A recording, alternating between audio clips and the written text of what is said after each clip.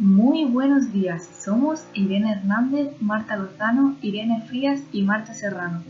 Y en el diario de hoy, el nuevo tema que trataremos será el de una de las más influyentes educadoras de los últimos tiempos, María Montessori.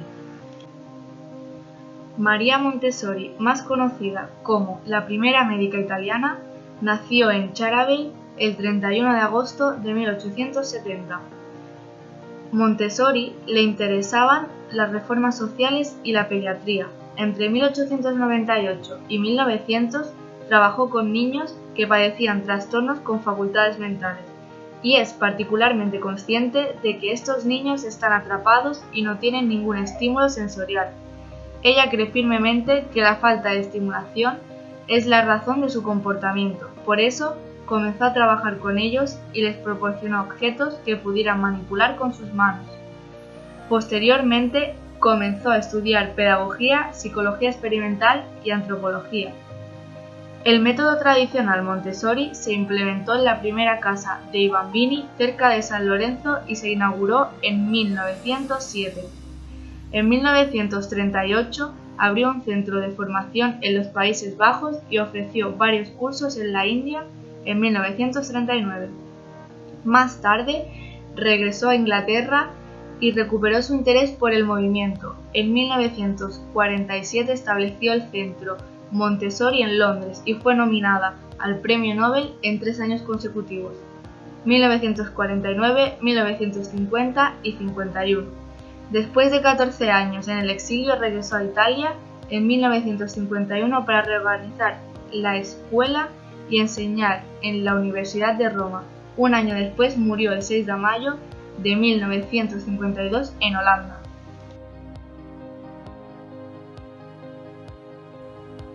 María Montessori nació a mediados del siglo XIX y falleció un siglo después, es decir, a mediados del XX.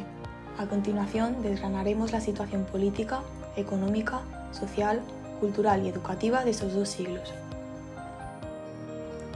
El siglo XIX se caracteriza por la sustitución de la monarquía absoluta, donde el poder se canalizaba tan solo en una persona, el rey, por las democracias liberales populares apoyadas por la burguesía. El liberalismo toma fuerza en temas económicos. Este defiende la idea de que la economía es capaz de ser regulada sin ser necesaria ninguna intervención del Estado.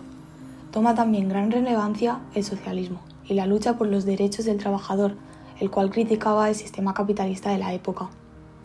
Cabe destacar que la aparición del ferrocarril para transportar personas y mercancías y el telégrafo para la comunicación oral supusieron una gran revolución. El contexto social y cultural de la época se caracteriza por la desaparición de los estamentos y la aparición de las diferentes clases sociales como eran la clase baja, la clase media y la clase alta. La Iglesia pierde poco a poco importancia a causa de las desamortizaciones, con las cuales se le fueron privando de tierras y poder. A nivel cultural, cabe resaltar la aparición del romanticismo, una corriente que exaltaba los sentimientos y el subjetivismo. Pero además de esta, surgieron pequeñas corrientes como por ejemplo el positivismo, el socialismo, el marxismo o el materialismo. Finalmente, para concluir con el siglo XIX, destacamos que el ámbito educativo era una realidad elitista, donde tan solo tenían acceso a ella una minoría de privilegiados. Las escuelas contemporáneas de la época carecían de recursos y seguían un sistema tradicional de enseñanza. Los sistemas totalitarios que caracterizan al siglo XX causan un periodo marcado por las guerras, la exclusión social, los genocidios, entre otros. La causa directa de este hecho es la época de crisis posterior, causada por las malas cosechas, el hambre, las epidemias como la gripe a mediados de siglo y la revolución de los precios. La llegada de materiales manufacturados, minerales y alimentos procedentes de América costaban dinero, que, en aquella época de crisis, la población no era capaz de pagar. Esto propicia que los materiales se vayan acumulando y los comerciantes se veían obligados a disminuir sus precios para no perder toda su inversión. Por otro lado, se dan también una serie de avances tecnológicos, médicos y científicos que, junto al creciente desarrollo de la industria, llevan a pensar que empieza a darse una época de transición hacia una época de más prosperidad. Referente a la cultura, encontramos los sismos, un tipo de corriente efímera, que duraba relativamente poco. Algunos ejemplos de estas corrientes son el cubismo, el surrealismo o el expresionismo. Además, en América se da el boom de la literatura latinoamericana, con el surgimiento del realismo mágico. Finalmente, en el ámbito educativo cabe resaltar la aparición del término educación de masas. Poco a poco la enseñanza deja de ser una realidad elitista, dirigida a una minoría, para empezar a ser accesible para prácticamente toda la población. Este hecho viene dado por la necesidad de dar respuesta a los cambios anteriormente comentados y poder proporcionar una educación a todas aquellas personas analfabetas, que recordemos eran más de un 80% de la población total. Asociamos a Montessori con la corriente pedagógica de la Escuela Nueva. La Escuela Nueva es un movimiento en el cual su objetivo es renovar la educación. Este movimiento surgió a finales del siglo XIX y principios del siglo XX. El término Escuela Nueva no se refiere a un tipo de sistema didáctico, sino a todo un conjunto de principios que se contraponen a la escuela tradicional. Por este motivo se dice que se trata de un movimiento heterogéneo. La Escuela Nueva lucha contra el enciclopedismo, el aprendizaje a partir de programas cerrados. Se aprende todo de un solo libro, la enciclopedia. También va en contra del magistocentrismo, el maestro como centro de la educación, como protagonista. Aparte, lucha contra el verbalismo y memorismo, una práctica donde el alumno repite y memoriza todo lo que le dice el maestro, siendo así el alumno un sujeto pasivo. Finalmente, se contrapone a la formación ajena a los intereses del niño. En cuanto a los principios pedagógicos, encontramos al niño como protagonista de las actividades escolares y al maestro como apoyo, como auxiliar de eventos, situaciones y procesos. El maestro pasa de ser el centro a ser un mero guía.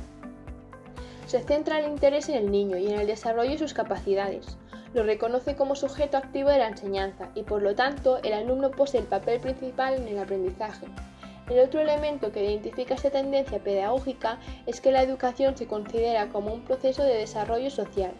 La escuela se concibe como una comunidad en miniatura, en la que se aprende haciendo, y prepara al niño para que viva en sociedad. Se ve a la escuela como antesala de la inserción del sujeto en la vida social. El movimiento, para extenderse rápidamente por el mundo, lo hace a partir de libros y publicaciones de artículos en revistas, entre otras cosas. Lo que cabe recalcar son las siguientes formas de difusión. Por una parte, la Oficina Internacional de Escuelas Nuevas, creada en Ginebra en 1889. Su función fue la de publicar revistas sobre la educación de esta corriente y recoger las instituciones del movimiento. Por otra parte, encontramos el Seminario de Psicología Pedagógica, que se llevó a cabo en la Universidad de Ginebra en 1906. Su objetivo era el de recibir solicitudes de profesores que pedían información sobre las nuevas ideas del movimiento. También hay que tener en cuenta el Instituto de Ciencias de la Educación de J.J. Rousseau, creado también en Ginebra en el año 1912. Su objetivo era mejorar la formación psicopedagógica de los maestros para así lograr un mejor conocimiento del niño. Finalmente se creó la Liga Internacional de la Educación en Francia, en 1921. La Liga era un documento consensuado donde se agrupaban los principios del movimiento. Algunos de los autores de la Escuela Nueva son Ovide de Clory, John Dewey, Jean Piaget, Roger Cousinet y Adolfo Ferrier.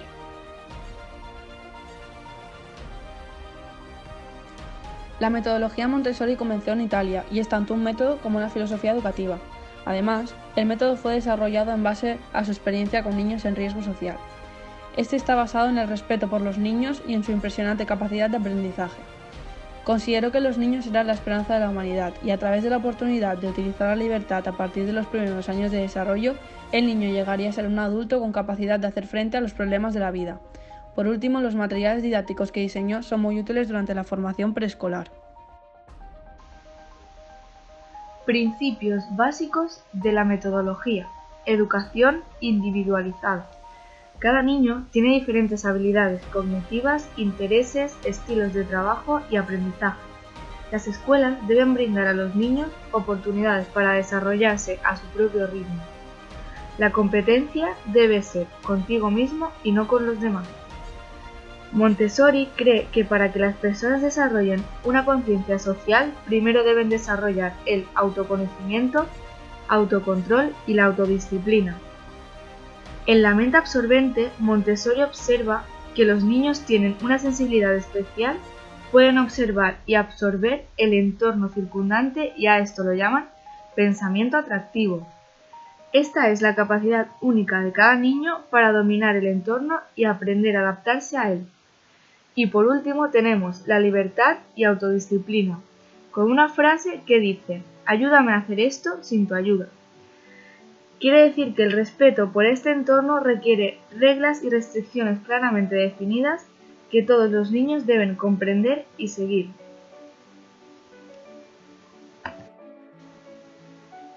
¿Qué creéis que son los periodos sensibles? Pues bien, son periodos en los cuales los niños pueden adquirir una habilidad con mucha facilidad.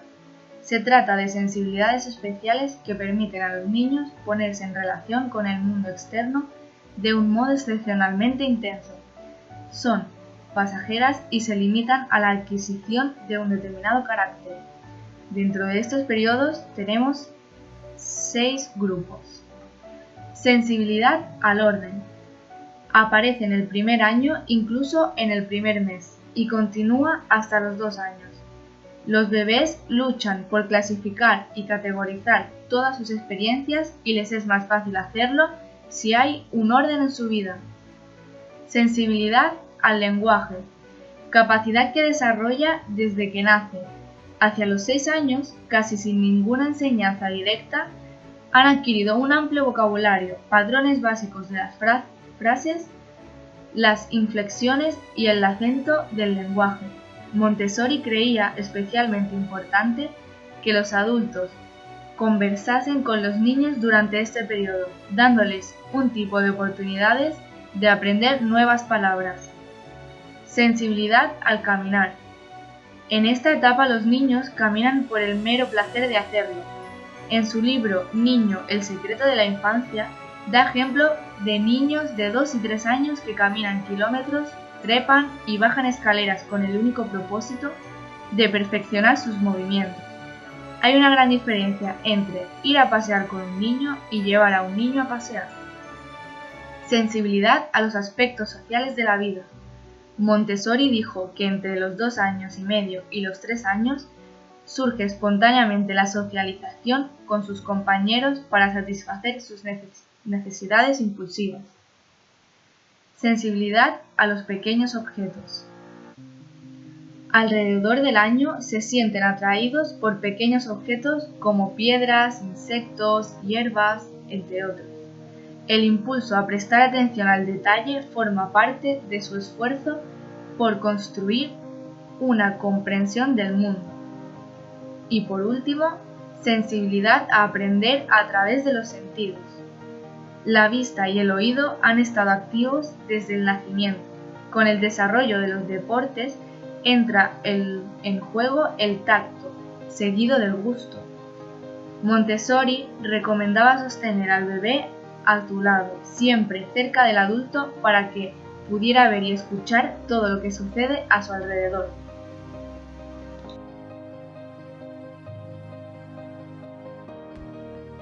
Con la intención de buscar información sobre otros temas, descubrió las obras de Jean Itard y Edward Seguin. Itard es conocido por su intento de educar y socializar al niño salvaje de Aveyron.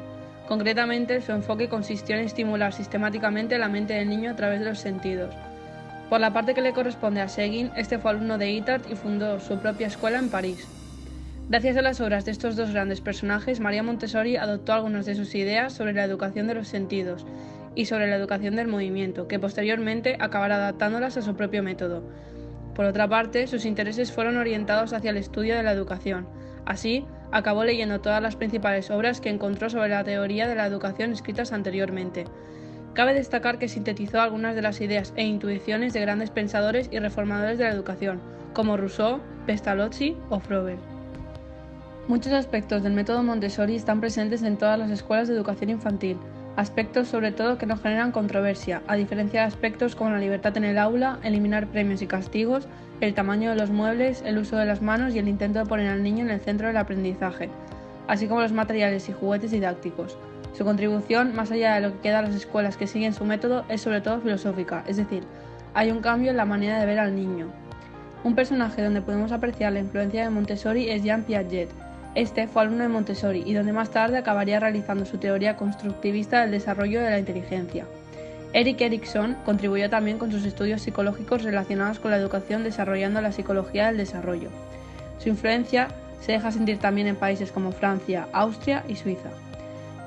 El método Montessori ha sobrevivido al paso del tiempo y aún podemos observar algunas de sus aportaciones en la actualidad, sobre todo en la etapa de infantil, donde se trabaja mucho con el juego. Se favorece la independencia y autonomía del niño y su interacción con elementos diversos que despierten su curiosidad. En definitiva, se aprovecha la inclinación natural hacia el juego y la diversión que se da en esta etapa para convertirlo en el principal motor educativo. En algunos colegios, los maestros son verdaderos guías de aprendizaje. Se involucran con sus estudiantes con atención personalizada, paciencia, entrega y conocimiento. Observan a cada niño como persona independiente con potencialidades y necesidades, a fin de establecer las estrategias adecuadas de aprendizaje para cada alumno. Cabe mencionar también la cantidad de escuelas de pedagogía Montessori que están repartidas por los 5 continentes. El impacto y la eficacia de este enfoque son evidentes y se reflejan en la continuidad de su organización. Sin ir más lejos, aquí en España se cuenta con un total de 96 escuelas Montessori.